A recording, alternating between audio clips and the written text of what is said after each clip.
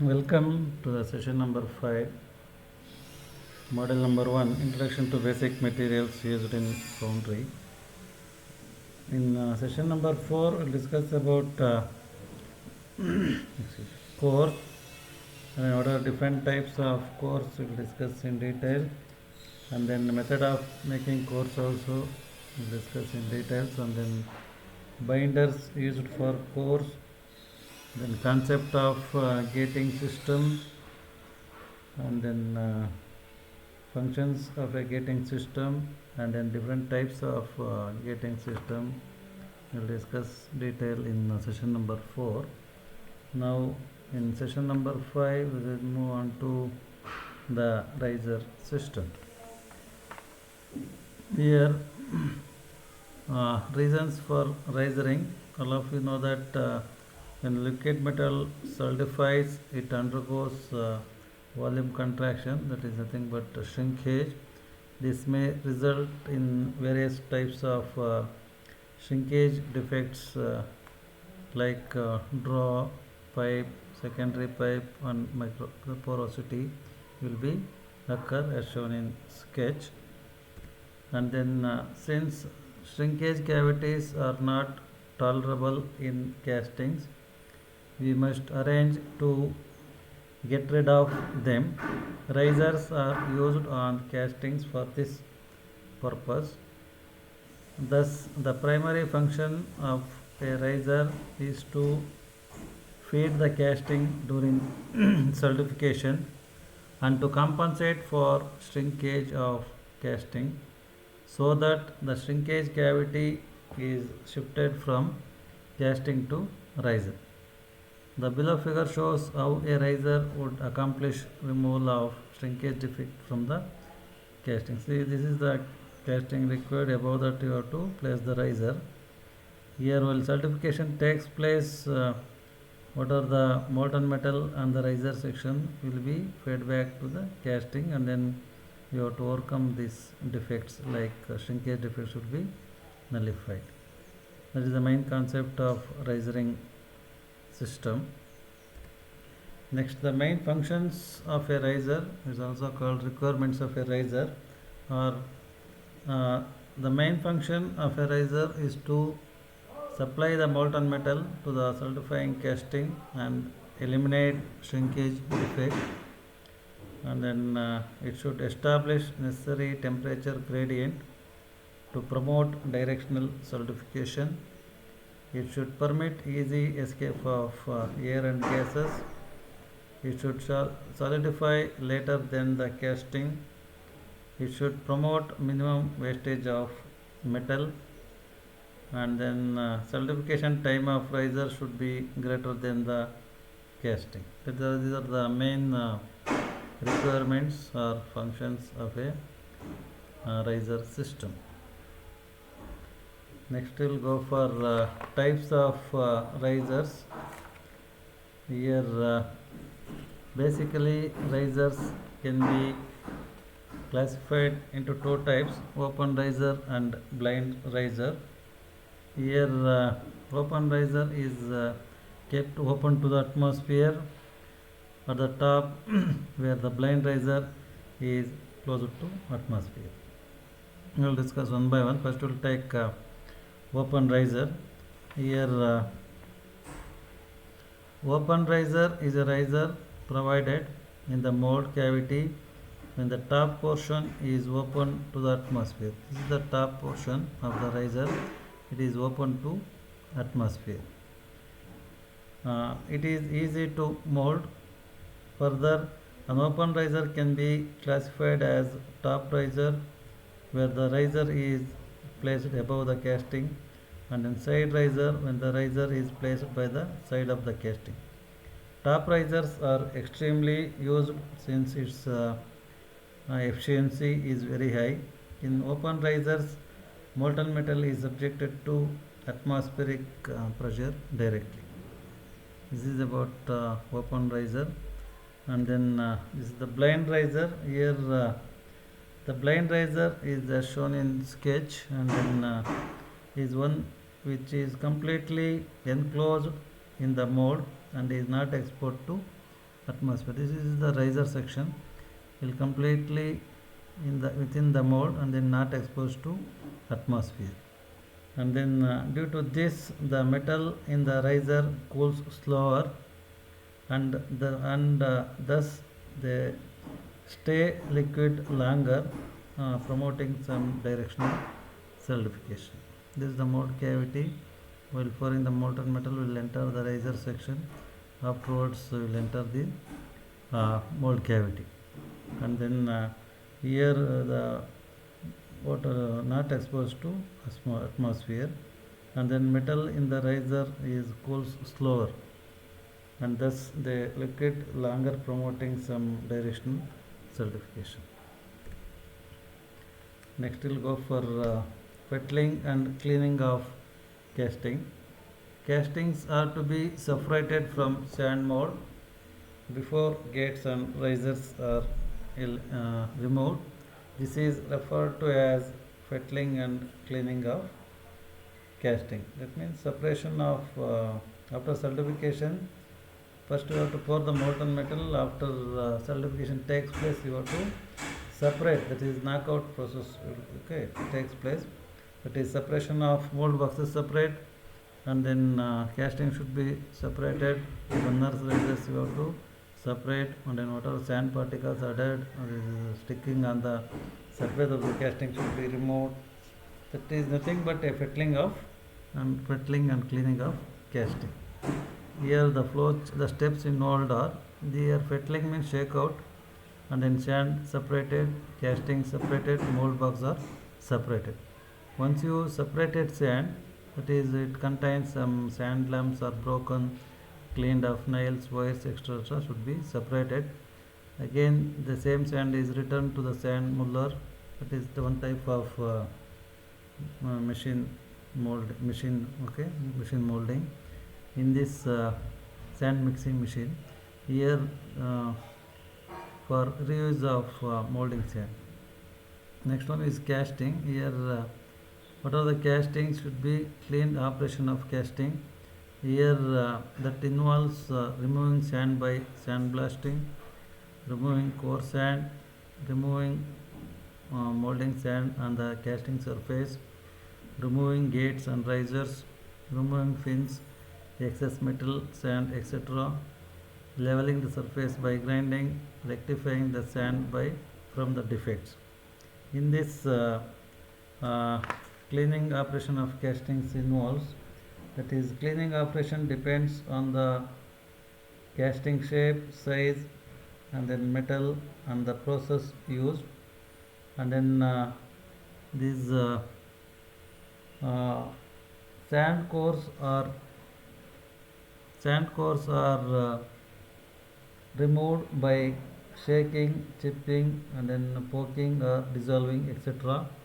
And then these gates, risers, fins are removed by oxyacetylene flame cutting, or hammering, or abrasive grinding wheel, etc. And then sand sticking on the casting surface removed by using some short blasting or sand blasting, etc. And then whatever these mold boxes are separated is again returned to the molding section to be used again. This is nothing but a fettling and cleaning of casting. Next we'll go for molding machine. Here the machine is used for molding process, or called molding machine. Previously, what are the molding, that is mold cavities, is prepared by hand. It will take more time for preparing. You have to overcome for that one. We will go for machines for molding. That is, molding machines are used to maintain good quality of mold, and then consistently to produce molds at a faster rate, and an accurate molds results in good quality of castings. And then by using molding machines, these are the advantages of molding machine or machine molding. By using these machines, the production rate is high, and then I will getting some dimensional accuracy is better, and then by using these machines, surface finish is excellent as compared to manual molding, and then hardness of the mold is uniform. It uses less moisture, and hence therefore possibility of defects like blowholes is considerably less. And then the disadvantages of this machine molding: the initial investment is high. Ordinary wooden patterns are not used. Metal patterns is essential, which boost the initial investment. And then these are the following are machine molding machines, that is classified based on the method of ramming methods. First one is jolt machine, and then squeeze machine, jolt, squeeze machine, and slant slinger. These are the four basic types of machine molding, that is classified based on the method of ramming. We'll discuss one by one. First we will take jolt machine. Here in jolt machine, the machine consists of a cylinder with two passages on for permitting compressed air at the bottom and other for air to go out. The piston is located in the cylinder and can move up and down. The piston carries a table at the top. On the top of the table, a pattern can be fixed and mold box can be placed around it. A control panel is located near the machine to operate it. The machine is located on the firm and rigid concrete base. A hopper carrying the sand mixture is located above the machine. By operating the lever, compressed air can be made to flow through the bottom of the piston. This is about the construction, but in this sketch these parts are not shown. That's the concept I will show here. This is the piston here, and then this is nothing but jolt machine. Here solid bed plate is placed here, and then here the table, above the table the bottom board, and then place the pattern. Around the pattern molding sand is filled up to top level, and then we'll switch on the machine, we'll lift it. Okay, first the mold sand is filled in the mold box to cover the pattern, and then on the working principle, first fill the sand, and then the pattern is placed on the table, mold box is placed on the table, compressed air let into the cylinder. Now the table starts moving upwards till the bottom of the piston reaches the top portion. At the top portion, the air escapes out, causing a drop in the pressure inside the cylinder, and then due to its own weight, the table along with the box drops down. That means jolting is nothing but you lift it to some height and then suddenly drops. This is nothing but one jolt.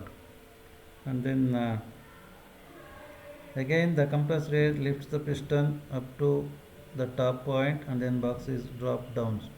A jolting action is created. The process is repeated several times to achieve a desired hardness in the mold, and then sand is compacted more at the bottom due to jolting action. And then cope and drag boxes are prepared in this way. Here lifted to some height and then suddenly drops. It will depends upon the hardness you required. You can 5 to 6 times you will get. Okay, in this process, whatever the hardness of the bottom side is good, but the hardness of the top side is not uniform. Will not, it is hardness is less in jolt machines. This is the drawback of this jolt machines. And then we will go for next operation. In this is a squeeze machine. What are the drawbacks in jolt machine? You will overcome by in squeeze machines. In jolt machines, what are the density in bottom is good and in top is less. But in this, you can apply pressure from the top. In this, density is more on top but less in bottom. This is the drawback of squeeze machines. We'll explain the squeeze machine. Here it consists of a cylinder and piston assembled as in jolt machine. It has only one opening in the cylinder connected by a two-way valve. Through this valve, compressed air can be let inside the cylinder or let out. Thus, the piston can be lifted or lowered inside the cylinder. The piston head carries a table on which the platen or board corresponding to the inside cross section of the mold box is fixed. This board, when positioned above the box, will squeeze the sand in it when the piston moves towards, that is upwards. The plated can be swing to one side for placing the mold box and filling the sand. While operation, this squeeze machine, first you have to place the mold box and then is to kept on the table and then fix the pattern, place the pattern and then fill the sand. Afterwards, brought in position above box and then compressed air is then allowed inside the cylinder through the valve. Now the piston will be move upwards. The entire position you have to move upwards and then squeeze action will be takes. This is the squeeze plate or flat plate, and then entire one thing you have to place. You can fix this one and then move the entire portion towards the squeeze plates. Otherwise, you can fix the entire portion and then you have to apply pressure from the top side. It is also possible. And then compacted sand will more compaction on the top and then less at the bottom due to its squeezing action. And then the pressure is released. Now the piston and box move downwards. The box is ejected out using ejector pins, and then one half of the mold is ready now. Similarly, the next half will be prepared. Two machines placed side and then side are used to prepare the cope and drag molds, suitable only small works and small boxes. In jolt machines, whatever hardness is good in bottom and then less in top, but in squeeze machines, whatever density, that is hardness is more on top but less in bottom. To overcome this one, you can using combination of jolt squeeze machines. Here figure shows the jolt squeeze. Here the combination of both the operations you can perform on one machine. There is nothing but jolt squeeze machine. In this jolt squeeze, here as shown in sketch, here two valves. One is jolt valve, another one is squeeze valve. Okay, this combines the operation principle of both jolt and squeeze machine, thus producing the beneficial compaction effects on sand density, and thus a more uniform hardness throughout the mold is obtained. While jolt will get hardness density is good in bottom, while squeeze operations will get density or hardness in top. That means uniform density will getting in jolt squeeze machines. In this while operation in this in jolt squeeze machine, two valves are here. One is jolt valve, another one is squeeze valve. In jolt valve, by opening the jolt valve, by opening this jolt valve, the compressed air is take to pass through. Now the piston carries the mold box with the sand mixture moves upwards. See, while opening the jolt valve, entire this is a jolt piston. You have to move the entire position towards upwards, and then suddenly drops will be takes place, and then upwards till the bottom of the piston and suddenly drops. This results in drop in pressure inside the sleeve below the piston. Due to this, the piston drops downwards, causing some jolting action. The sand gets compacted. This can be repeated several times. Now, for bringing about squeezing action, now you can close this jolt valve. We can now open this squeeze valve. This causes increasing in the pressure on the bottom of the sleeve.